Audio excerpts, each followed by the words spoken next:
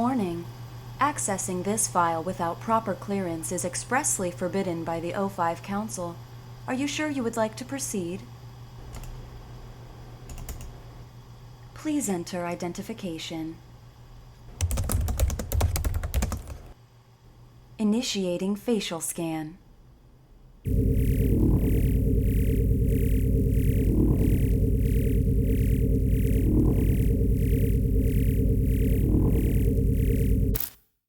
Welcome, Doctor. Item number: SCP-610. Object Class: Keter. Description: Initial reports of SCP-610 came direct from the Russian government through undisclosable channels. These reports consisted primarily of disappearances of farmers in the region and were not considered until the local police, followed by the regional police, and finally, a government dispatched agent all failed to report in within a 72-hour period. A small military contingent was dispatched to the area and quickly withdrew, at which point the Foundation was contacted to investigate. The area SCP-610 affects is close to Lake Baikal in southern Siberia. Areas of known infection are marked on a map provided to us here. Containment perimeters are marked in blue surrounding these infection areas, and as of present, no further locations have been identified. Incursions into the perimeter must be reported prior to conducting, confirmed during exploration, and debriefed on immediately following return. SCP-610 appears to be a contagious skin disease at first, with symptoms including rash, itching, and increased skin sensitivity. Within 3 hours, the disease will cause blemishes resembling heavy scar tissue to form in the chest and arm areas, spreading to the legs and back within an additional hour, consuming the victim completely within 5 hours. Exposure to higher temperatures vastly decreases the time for the contagion to spread, and complete infections have been recorded occurring in as little as 5 minutes. After the completion of the infection occurs, the victim's life functions will cease for approximately 3 minutes, after which they will restart at 2 to 3 times the activity rate of a normal human. Following this, the scar tissue on the victims will start to move of its own accord and grow at a rapid rate. Normal human features start to disappear at this point under the infection, and the path of mutation appears to be largely random. Subjects observed in this stage of infection have been recorded as growing 3 or more limbs of a type such as arms or legs. The head may become misshapen and elongate or widen out, and parts of the subject may split open, from which additional branches of flesh will grow. The duration of this stage of infection is unknown, and not all subjects appear to progress to the later stages. Under unknown conditions, an infected individual will cease moving and place itself in a location it deems suitable where it roots itself. The fleshy growth on the victim will then begin to spread itself across all surrounding objects and consume them. Such objects do not spread the infection as living creatures do, however, and the effect of prolonged contact with these objects is recorded later in this document. It is assumed that this behavior is to create an area hospitable to continued growth of the other infected. Observation of life infected by SCP-610 by staff is impossible. Those infected with the disease immediately seek out aid as natural human impulse, resulting in unintended infections. Those infected past the scar tissue phase actively and aggressively attempt to infect anyone approaching them within an undefined area. It has been established that should an infected be capable of sight and observe an uninfected, it will proceed toward them. If the infected has lost the ability of sight, a range of approximately 30 meters is considered safe. Observation of SCP-610 infected settlements has been established using artificial methods such as remote robots. The data returned from these observations, coupled with the openly aggressive nature of the infected to attempt to spread SCP-610, has resulted in the Keter classification. However, so long as nothing is allowed to enter or leave the infected areas, it is considered a neutralized threat. Of concern are the cavernous areas beneath the infected settlements that were discovered during the exploration, and attempts to get research personnel into these areas are underway. Special containment procedures. Due to the vast area of infection SCP-610 covers, containment is impossible. Isolation of the area has proved far more effective, and permission has been granted by the Russian government to establish a perimeter to keep people out of these areas under the guise of military operations. Should any organism displaying traits consistent with SCP-610 be sighted near this perimeter, then the established protocol requires it be engaged at range with small arms until immobile, then dispatched using incendiary weapons and munitions from as great a distance as possible. Any living thing coming in physical contact with an organism infected with SCP-610 is considered expendable and is to be immediately terminated and incinerated. Any persons coming within 3 meters of SCP-610 infected life are to immediately withdraw from the area, be isolated from the rest of their team, and subjected to medical examination using only remote techniques to determine if infection has occurred and appropriate steps taken based on that determination. At present, the known infection vectors for SCP-610 spread seem to be focused on physical contact. Drone movements within heavily infected areas have returned air samples containing minute particles which, when exposed to organic compounds, will result in the spread of SCP-610. The results of these particular tests have revealed that most require several days to manifest, if at all, with the exception of direct contact with exposed lung and liver tissue. These particular tests show a rapid rate of growth which requires incineration of the testing environment no more than 24 hours after initial exposure, with even a 2-hour mishap risking a compromised facility event. Given that this kind of rapid growth only occurs in organic material existing outside the human body, this form of infection is currently considered a minor concern. These peculiarities have given rise to a series of questions regarding the possible origin of the infection in conjunction with the failed data expunged. Containment protocol remains at a scorched earth policy at this time, and no concern for transmission via water or air at infection parameters exists barring situational changes in the field. Field logs. SCP-610-L1. A small remote-controlled rover is sent to Site A to locate missing personnel. After establishing the containment perimeter for SCP-610, the Russian government approved our request to research and investigate the area.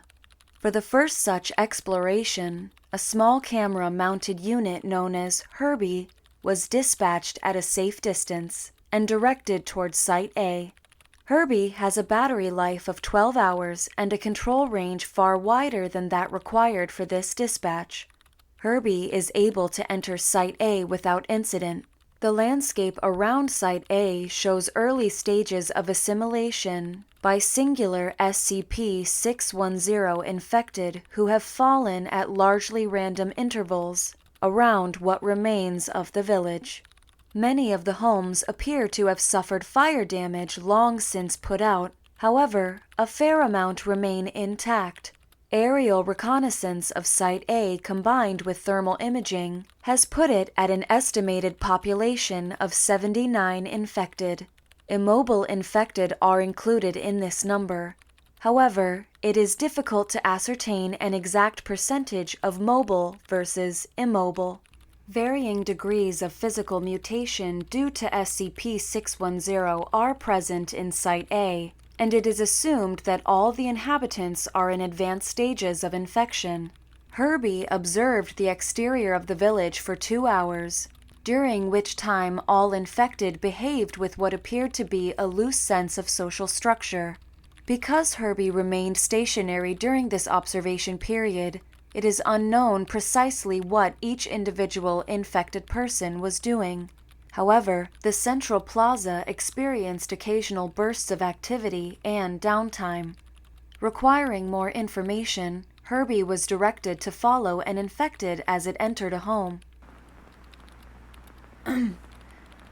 There's bumpy camera feed as Herbie scoots over the gravel behind the quickly shambling infected person.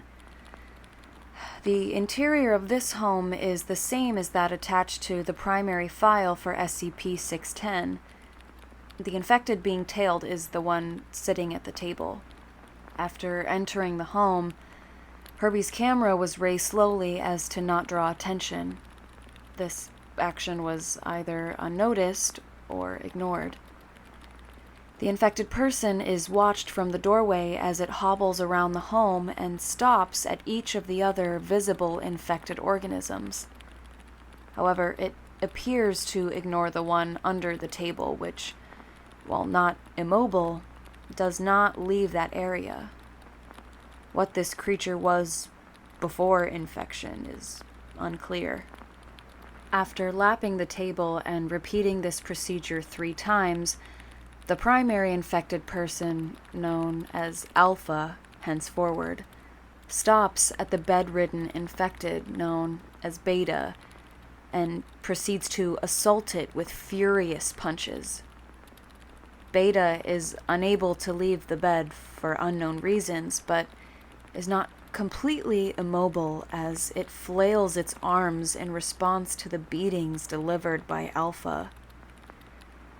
After several sustained minutes of this beating, a piercing sound explodes from the area around Beta, who then proceeds to project a cloud of unknown matter into the air from its chest cavity. Alpha lingers in the cloud as it floats in the air around them, slowly descending to the ground. The unknown life form on the table aside Beta begins to twitch in an apparent seizure, and Alpha then laps the room twice more, stopping again at each infected organism, but still ignoring the one under the table, as well as Beta now. After these 2 laps, Alpha seats itself at the table and reaches out to position the 3 plates atop it as if setting a dinner set. After the plates are positioned, the facial tendrils extending from Alpha wiggle up and start to coil on one of the plates before tearing apart and separating. This is repeated at each plate. The image attached to SCP-610's primary file is a still image of this occurrence. After each plate is filled with Alpha's flesh, it leaves the table and approaches Herbie, which is moved from Alpha's path. Alpha leaves the home, but Herbie's camera remains focused on the table. After several minutes, a group comprised of 6 to 7 infected enter the room from outside, still ignoring Herbie. Each infected shambles as if movement is difficult, jerking in large steps or squirming in small ones. These infected all surround the table and each take turns grabbing handfuls of the flesh substance left behind by Alpha, pressing it into whatever orifices on themselves that they can. Some into their mouths, some into the chest, some behind their backs, some under the arms. When all the plates are empty, this group leaves. Herbie remains here for several more minutes before retracting its camera and leaving. Immediately after leaving the home, Herbie collides with an object. Panning the camera around the obstruction appears to be Alpha, whose facial tendrils are intermingling with another infected having similar mutations. The impact is ignored, and the 2 infected part ways after several minutes. Herbie is then directed to explore more areas of the village. The remains of what appears to have been a store show signs of severe fire damage, as well as activity inside the building, which Herbie moves to investigate. The door is slightly ajar, and with firm movements of Herbie, it is pushed open.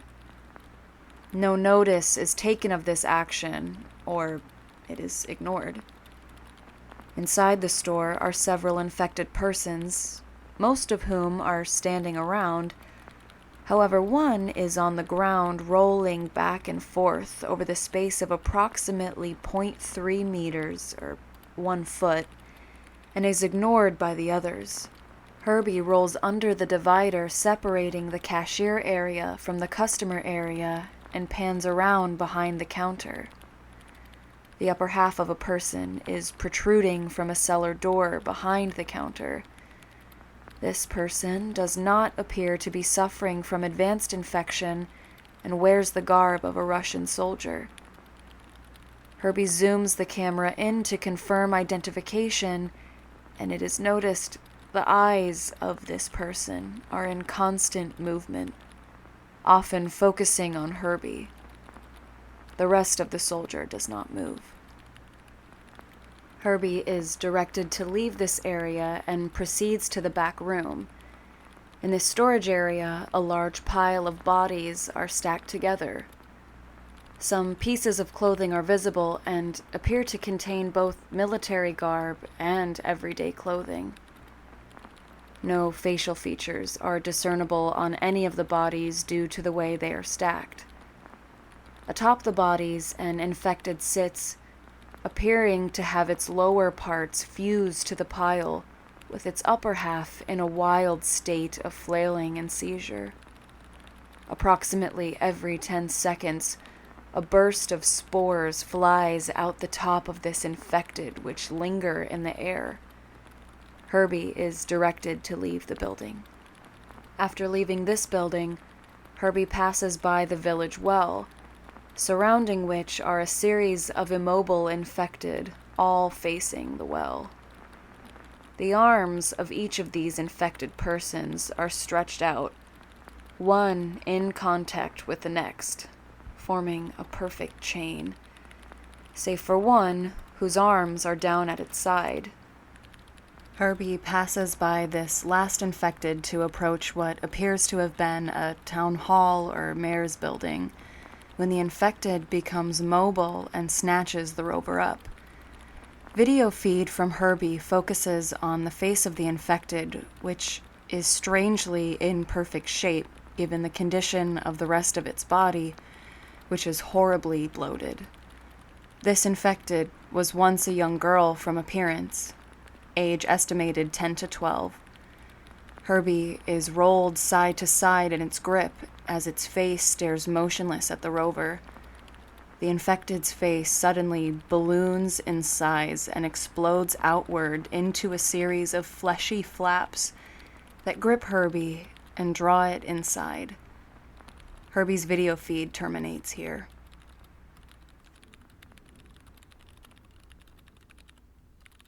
Herbie was considered lost at this point. However, no one at Control remembered to turn off the video feed, assuming it cut. 5 hours later, Herbie's video feed resumed, stationary and at a raised level pointing at the upper rim of the village well.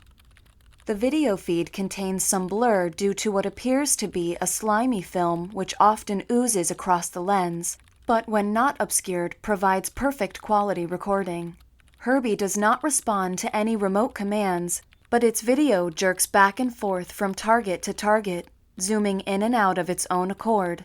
Video feed is cut manually, and all connections to Herbie's unit are ordered erased. Proceed to next document. SCP-610-L2. An infected Class D personnel is sent into Site C with video equipment. During construction of the perimeter surrounding SCP-610's containment area, Several Class D personnel were infected due to assaults from infected villagers or animals roaming the area, in addition to a number of infections as a result of escape attempts and careless behavior. Most of these infected personnel were immediately destroyed with flamethrowers. However, a small collection of infected were contained in cold storage units, which prolonged the inevitable progression of SCP-610's mutative properties. The decision was made to utilize some of these infected personnel as video relays and dispatch them into nearby sites.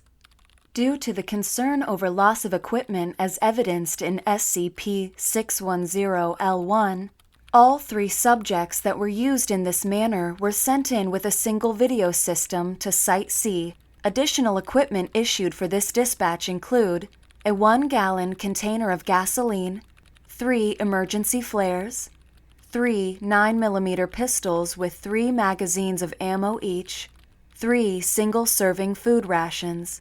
The infected personnel were instructed to observe and avoid interaction with the infected villagers as long as possible, but should a situation arise where they are met with aggression or feel they are losing themselves to SCP-610's influence, they are free to kill as many infected villagers as they so choose and do as much damage to infected objects and property as possible while maintaining video feed. The intent of this order was to provide data of SCP-610 infected communities in a raid situation, so a plan of eradication could be better established. At the time of this expedition, Site C was suspected to be a possible origin point for SCP-610, having far fewer mobile infected than other sites, as well as structures, which appear to have been layered over several times with the terraforming effects of the immobile infected. Dispatched Class D personnel, known henceforth as DI-1, DI-2, and DI-3, were directed to pay particular attention to anything that could be considered an origin point for SCP-610. The trek from our perimeter camp to Site C was uneventful. There is no evidence of any native animal life in the area. As Site C is approached, there is a noticeable rise in the temperature within the last 30 meters of the trip that necessitates removal of the heavy cold-based coverings that were provided. The temperature rises again sharply at the entrance to Site C proper, which requires a further shedding of garments for fear of heat stroke. Site C is described as being heavily humid and around 32 degrees Celsius, 89 degrees Fahrenheit. One of the first immediately noticed traits about Site C is an array of immobile pylons which encircle what is believed to be the entirety of the site. Separated by an apparent distance of 5 to 6 meters, each pylon appears to be 2 to 4 infected persons, fused together in one spot. On some of these pylons, features such as faces or anuses are still visible in addition to several other holes which do not naturally occur, all appearing to act as heat vents. Where the heat is generated is unknown. Current belief is that this is an advanced stage of SCP-610 terraforming its environment to facilitate spread of itself. DI-2, who was furthest along in progression of SCP-610 of the 3 by a number of hours, begins to seizure after only a few minutes in Site C during examination of the pylons. The progression to the scar tissue phase of SCP-610 infection is observed in full course as DI-2 spasms on the ground, his entire body being overtaken by the sickly tan flesh almost entirely after 45 seconds. DI-2 is terminated by a gunshot from DI-1 and his equipment left where it is. The spread of SCP-610 over DI-2 continues even after death of the body until all movement ceases. As perimeter control is relaying new instructions to DI-1 and DI-3 regarding this situation, there is a shift in the ground covering in Site C where DI-2's body is.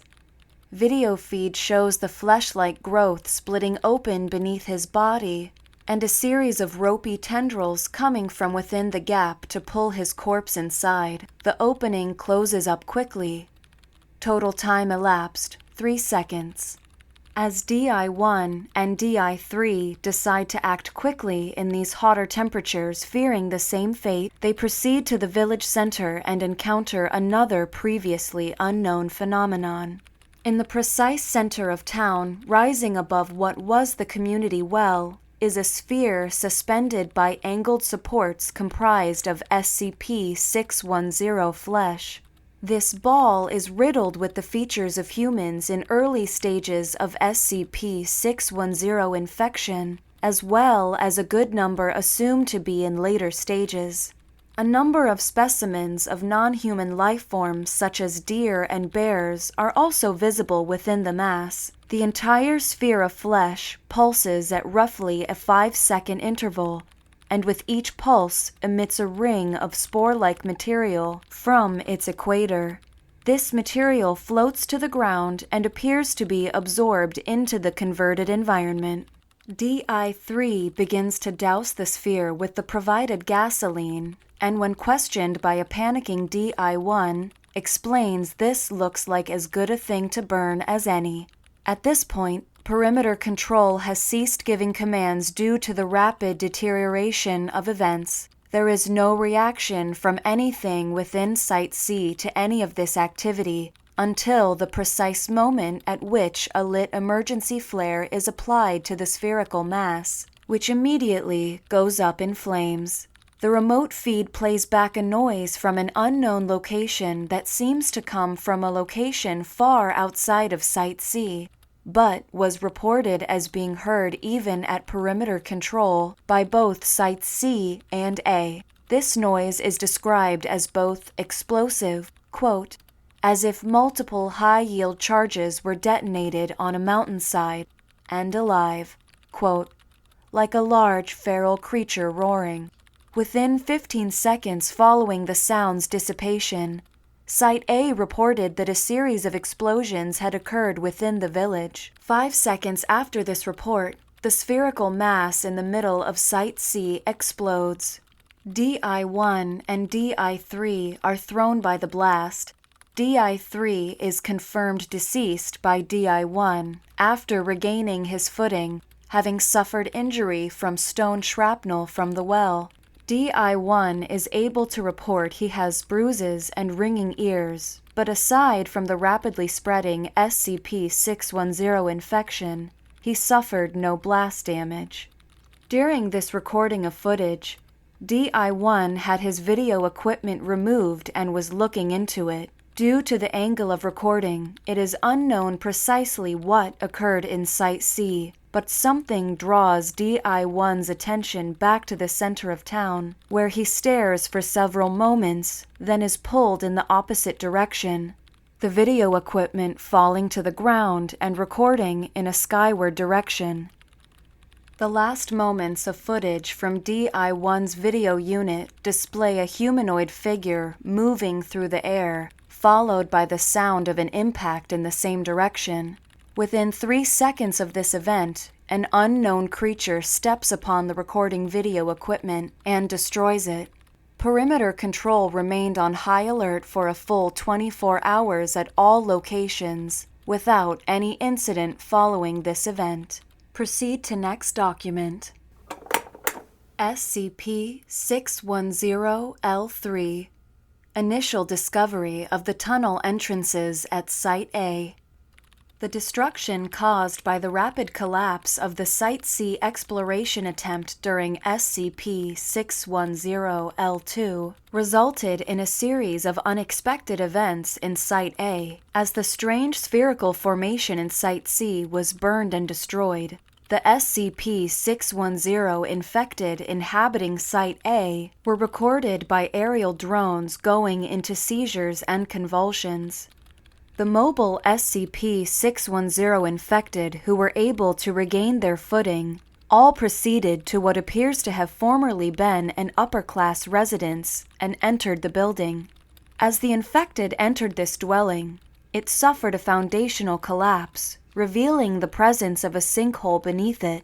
The size of the hole in relation to the structure above it posed an impossibility for an entire building to collapse, suggesting something within the hole applied force directly to the structure, with the intent to pull it inside and expose the hole. The revealed hole is approximately large enough to accommodate 3 grown men standing shoulder to shoulder. Light sources applied by remote drones fail to penetrate further than a 4-meter depth into the hole. Objects dropped into the hole do not produce an impact sound, suggesting a bottom potentially more than 1,000 meters down. Research of the exterior of the Site A hole was only able to be carried out for 2 hours' time. Samples of the atmosphere in Site A indicated a complete death of SCP-610-related materials. All infectious life that did not evacuate into the hole died above ground and quickly became shriveled husks. Manned exploration of Site A was approved and commenced immediately. In the span of 30 minutes, a total of 3 research teams, consisting of 2 to 3 research staff, and 4 to 5 armed escort each, were dispatched and setting up stations within the remains of the village. Samples of deceased SCP-610 infected and converted matter were sent back to Perimeter HQ for processing and transport. One team was able to recover a small sample of still-living SCP-610 tissue substance from a building and pack it for research. Within the second hour of exploration of Site A, series of echo reverberation units were set up surrounding the hole with the intent of getting an accurate mapping of the hole and possible branch tunnels. At the end of this second hour before the echo units could be activated, seismic activity began to occur within Site A. 2 teams of the original 3 remained on site, the third en route back to Perimeter HQ with samples. The third team was instructed to proceed back to Perimeter HQ when seismic activity began, and was told that Site A should not be returned to for assistance. Seismic activity at Site A capped at a 2.3 Richter level before petering off. Immediately following the seismic event, a torrent of SCP-610 spores erupted from the hole and layered the area around it for a span of 50 meters. As all staff on site were in Level A hazardous material suits, this spore burst was startling but did not lead to any infections. As the eruption was being reported, both teams at Site A came under attack from aerial life forms, infected with SCP-610. These organisms were captured by the remote drone video equipment and showed extremely advanced stages of infection. It is impossible to tell what they mutated from to this present state. Many of the avian creatures attacked by splitting their heads in half and clamping them against research members, pulling them into the air, and dropping them into the hole when possible. These avian infected proved vulnerable to small arms fire. In dispatching them, a total of 2 research staff were lost to the hole and 1 injured due to crossfire. The injured staff was put down immediately upon showing signs of infection due to his suit breach. Before video and radio contact was lost with the remaining teams inside Site A, a second seismic event began to occur, starting out in the 1 to 1.5 range in scale. Attention was directed at the hole to prepare for a second assault. A second spore burst erupted from the hole during the rising seismic activity. At the point where scales registered to a 3 to 3.5 in force, a new, unseen SCP-610 entity began to emerge from the hole. The only footage captured of this creature depicts an engorged human head approximately 20 times larger than normal, pressing itself out of the hole with no discernible body. Video and radio contact were lost as seismic forces increased to 7 on the scale for 2 seconds duration, then abruptly ceased. Further aerial surveillance of the Site A hull and area depict zero activity and no traces of the research teams or their ever having been there. All personnel and equipment are considered lost. Proceed to next document. SCP-610-L4 Unmanned exploration of the Site A tunnels. Events regarding the discovery, research, and handling of SCP-610 rapidly degraded to a point where fail-safe options were being considered. For over 1 hour, nothing further had happened at Site A following the loss of the research teams. During the seismic events in SCP-610-L3 and subsequent contact with previously unseen SCP-610 lifeforms. With the absence of activity at Site A, a remote drone dispatch was authorized in 2 parts. The first part would drop a remote relay device at the entrance to the Site A sinkhole, and the second part would dispatch a drone into the hole directly to relay its data to the remote relay for transmission back to HQ. Drones on site were powered by solar energy with a battery maintaining a 4-hour charge. Attached is the video log recovered from the Site A sinkhole drone before its loss. Video feed activates. Researcher's face is seen looking into camera, applying a polishing cloth to lens. This is explorative drone RSCP-610-1 coming online. Systems check out. Video confirmed. Feed is good to relay station. We are testing rotors now and deploying if successful. The sound of a helicopter blade starts up as video feed begins to lift in the air. Camera tilts left and right to test pan features, then directs itself towards the Site A sinkhole. Video feed is go. Engines are go. Links are green. All right, sending drone down now. Audio from the outside world fades away as camera angles itself down and peers into the darkness within the sinkhole. After approximately 2 minutes of descent, lights on the drone activate and illuminate a roughly dug shaft. Initially, it is unclear what could have created the hole, but at a glance, it would appear the shaft was created by a single event rather than dug over time. At about 15 meters descent, there are traces of SCP-610 material attached to the dirt and stuck to the rocks. The material is dormant but retains its texture and appearance, unlike samples from above ground level, which shrivel and dry rapidly. There is a possible connection with this material and the events last recorded during SCP-610-L3. Descent continues. At about 100 meters in depth, branch tunnels become visible in the walls of the sinkhole. Panning of the camera reveals small tunnels branching out at apparently random intervals, but which are not restricted to any one side of the hole. These tunnels are considered too small for any useful exploration to occur. Descent continues. Increase in density of SCP-610 materials on walls is noted as depth increases.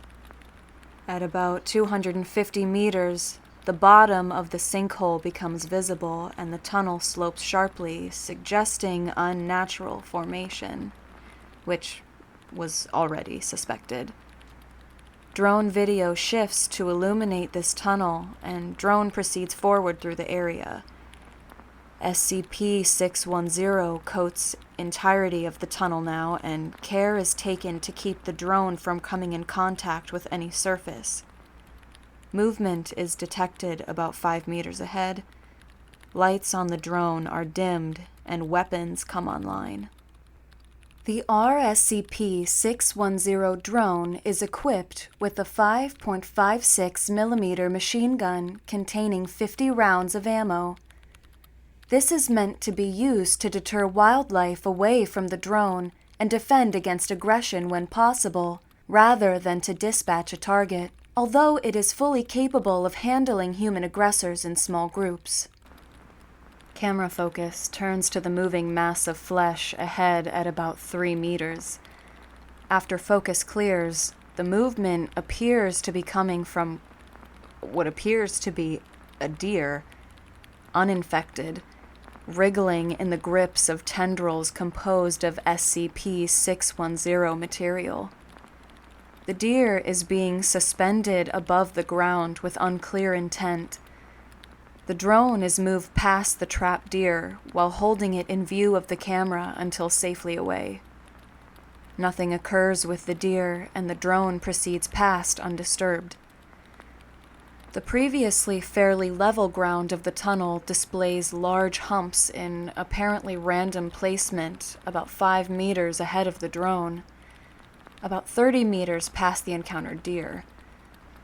Upon approach, these lumps turn out to be similar to the infected villagers who escaped from Site A into the sinkhole after the destruction of Site C. The sound of rushing water is now detected, and the drone is pushed forward. About 100 meters further into the tunnel, the sound of running water is now deafening. Drone lights reveal a running stream of water, potentially from one of the adjacent rivers in the area. A sample vial is placed in the water, allowed to collect, and then released with an active tracking beacon. Later recovery of this sample indicates no SCP-610 contamination of groundwater. The tunnel splits in two at this point. One tunnel leads around the river and then seems to slope downward, while the other is directly above a light source in the ceiling. The second one is selected to facilitate the recovery of the drone. During adjustment of the drone's flight path, it comes in contact with a portion of the tunnel wall coded in SCP-610, causing a deep gash from the propeller of the drone, which is already healing over when the camera focuses on the impact point. The drone proceeds upwards. About 300 meters of upwards travel, taking approximately 45 minutes, results in the drone emerging into a windy section of mountain where it is directed to stay low. Camera panning of the area reveals what may have once been a village, long since abandoned. The precise location is unclear, but it is assumed to be in the vicinity of Site B, judging from estimates and travel by the drone. The buildings here are coded in deceased layers of SCP-610, and unlike other buildings in Site A and Site C, which were coded in SCP-610, these buildings appear to be constructed directly from the tissue substance. After a cursory scan of Site B, it is determined there is no life here, either natural or SCP-610 related. So the drone is directed back into the tunnel as the winds around the area make aerial recovery impossible. Upon descent into the tunnel, a deep roaring sound fills the audio and video feed becomes choppy as something blocks the signal. During the periods in which connection to the drone is clearest, its camera and weapon are angled downward and propellers slow in speed to allow a faster drop. Video feed becomes entirely clear for the final 2 minutes before feed is lost. Rushing up towards the drone from the area below is what appears to be a large human face stretched to 20 times its proportions, with no features save those created by the SCP-610 material. There are eye sockets, but no eyes, a mouth but no teeth. The drone fires upon this rushing mass of SCP-610, but the bullets did not deter it, impact points remaining visible for several seconds before closing over themselves. There is no room in the tunnel for the drone to take evasive action, and it is swallowed by the mass. Our SCP-610 is considered lost until 3 hours later when feed inexplicably returns. Video feed from the drone appears to show a series of structures, illuminated by one of the 2 lights on the drone. The camera pans around without instructions from the remote layers or HQ, capturing a vast number of shambling entities within the area.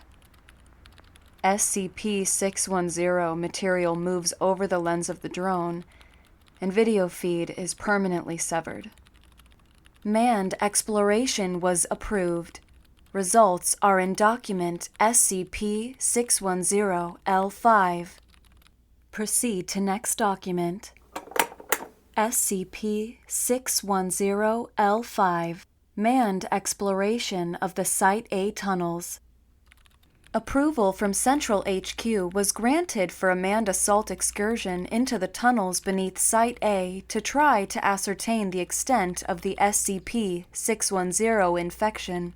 The destruction of Site A and Site C have established SCP-610 can be contained and destroyed, making the source of the infection top priority.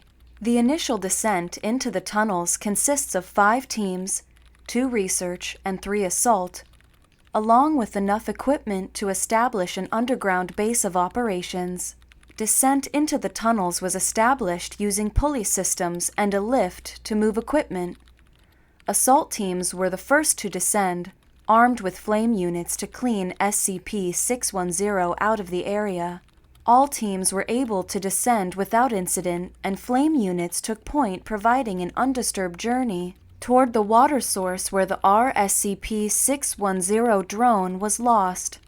Base camp for underground SCP-610 operations resides at the bottom of a 3-way junction, 4 if the water flow is included. The first pathway is that which led from Site A to Cavern HQ. The second is the pathway to the ruined village residing in the mountains above where our SCP-610 was destroyed by a large unknown SCP-610 entity. The third pathway heads west and seems to follow the flow of water for an unknown distance. The cavern area here is quite large and is supported by a number of rock formations that are coated with decayed SCP-610 material. The state of this material suggests great age and appears to reinforce the structural supports. Whether this is intentional or coincidental is unknown.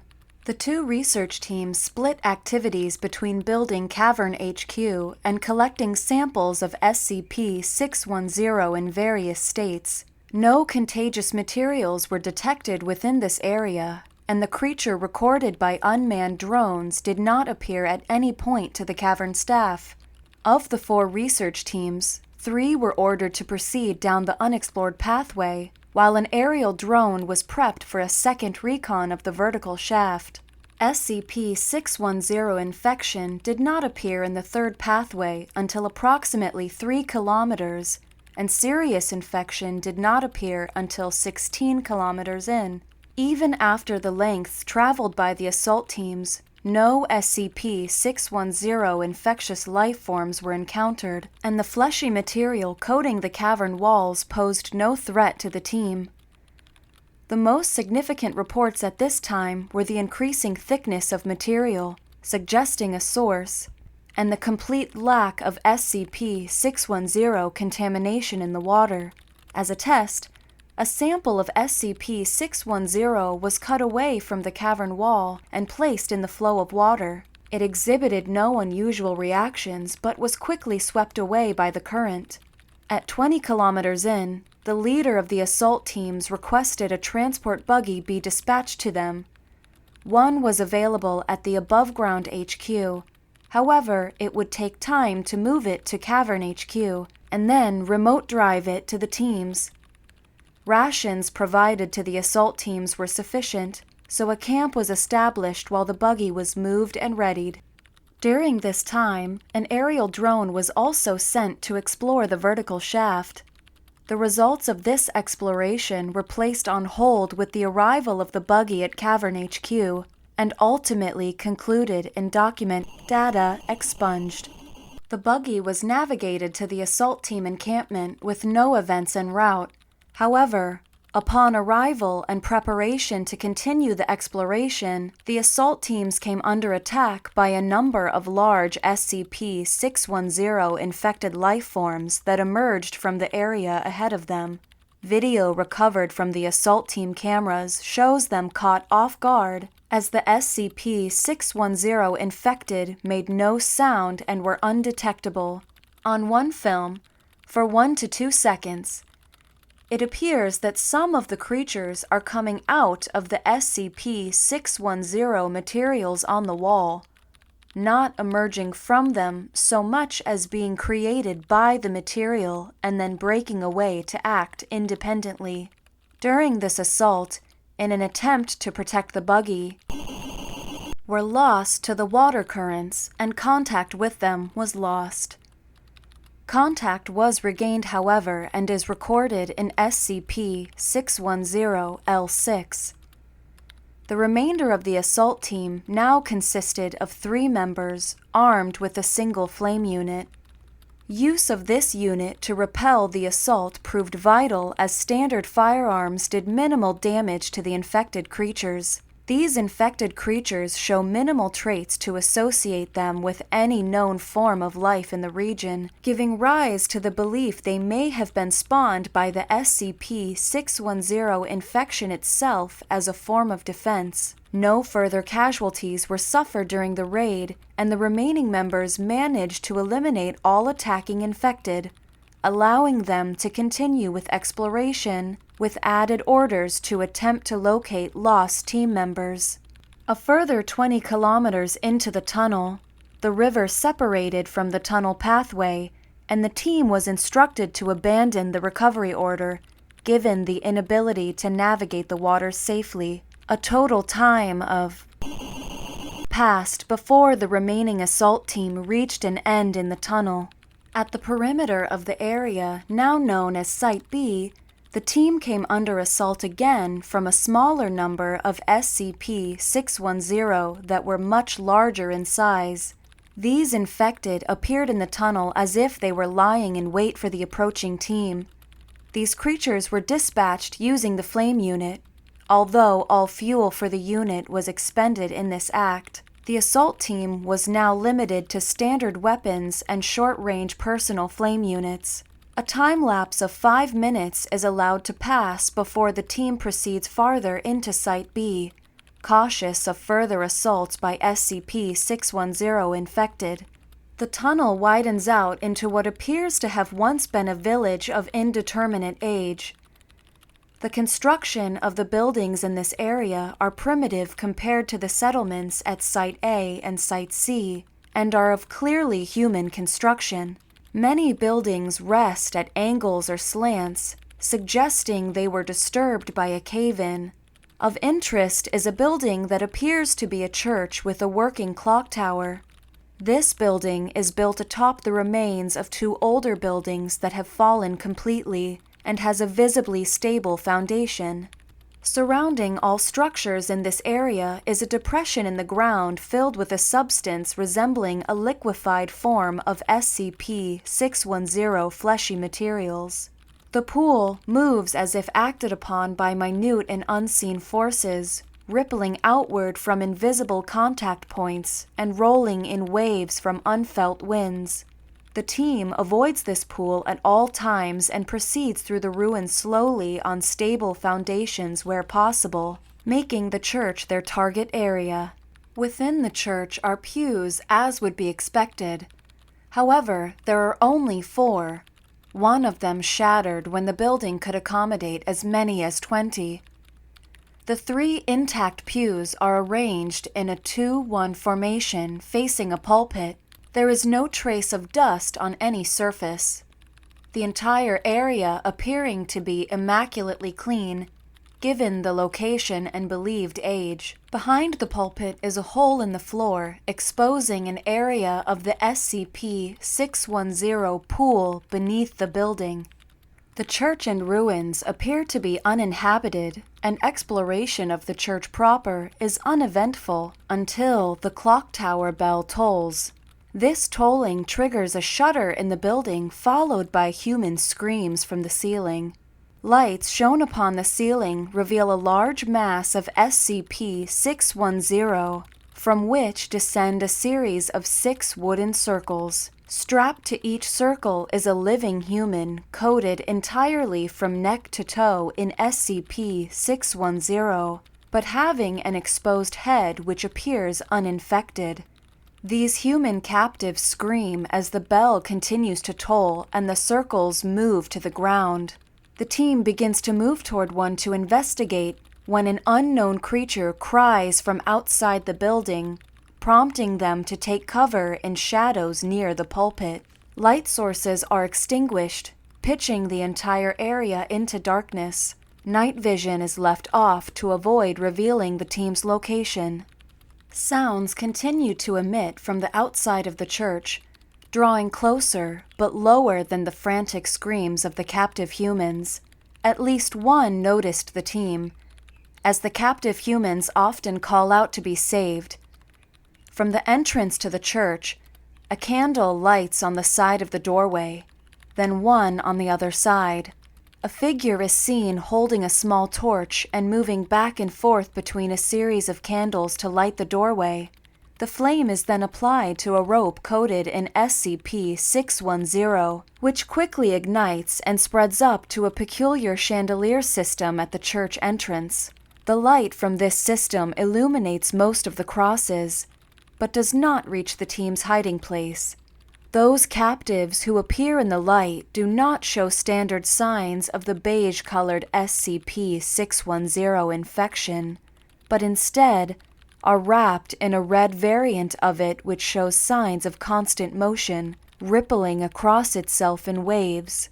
From outside the church, a flood of SCP-610 infected shamble quickly into the area, ignoring the man who lit the candles and stands in the middle of the room. They proceed to the captives on the wooden circles and begin to pull at the red SCP-610 masses, resulting in further screams and cries. From what can be gathered from the returned video feed, the red SCP-610 seems to be connected to the captives and is using them as a source of sustenance that it then uses to grow and feed the normal SCP-610 infected.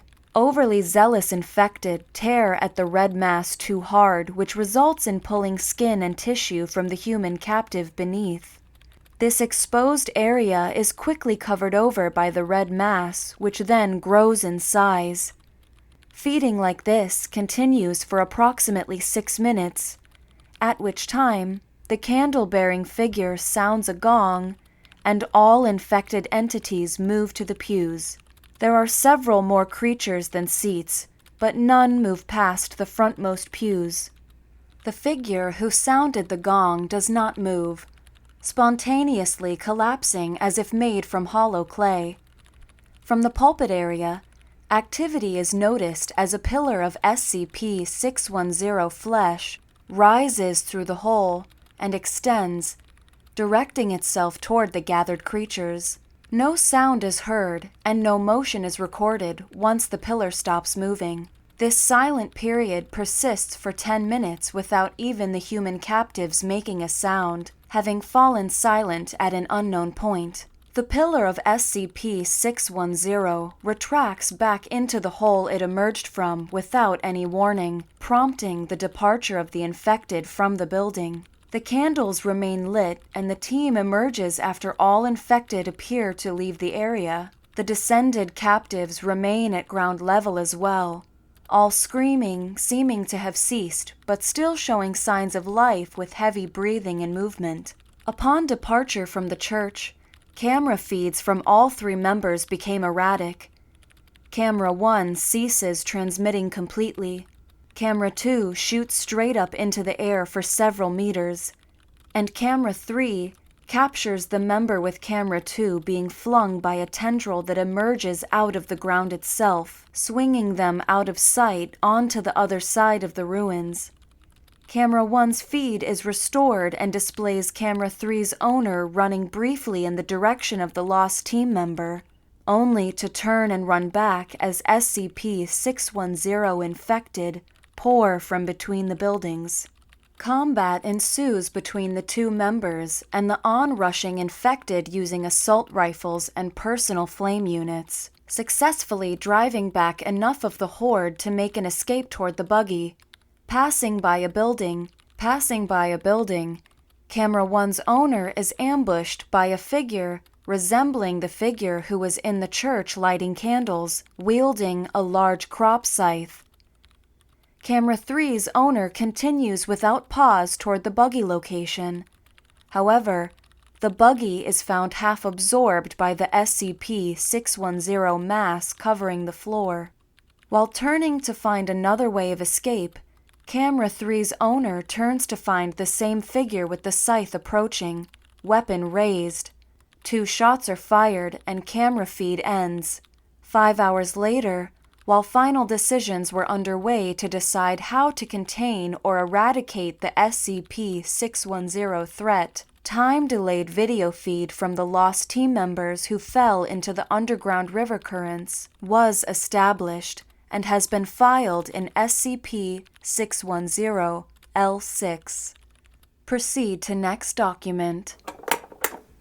SCP-610-L6 Exploration Records of Operation Source Point. Warning: the following field report is for Class A or higher personnel only. Unauthorized viewing of this file is strictly prohibited and will be considered a violation of Foundation contracts and a breach of international law.